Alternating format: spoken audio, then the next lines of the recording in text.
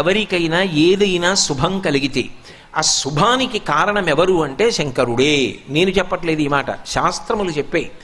శుభములన్నీ కుప్పలు తెప్పలుగా ఆయన పాదముల దగ్గర పడి ఉంటాయిట.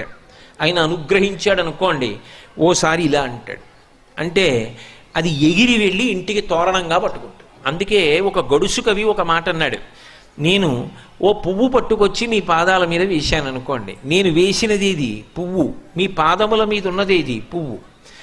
నేను ఒక పువ్వు పట్టుకెళ్ళి మల్లికార్జున లింగం మీద వేశాను అనుకోండి, పరమ ప్రేమతో వేశాను అనుకోండి, ఆ పువ్వు ఓ ఏడాది తర్వాత నా ఇంటి మనవడం.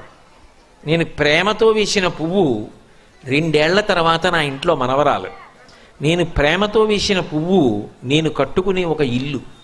నేను వేసిన పువ్వు నాలో కలిగేటటువంటి భక్తి. నేను వేసిన పువ్వు ఏ వయస్సులో నాకు రావాలో ఆ వయసులో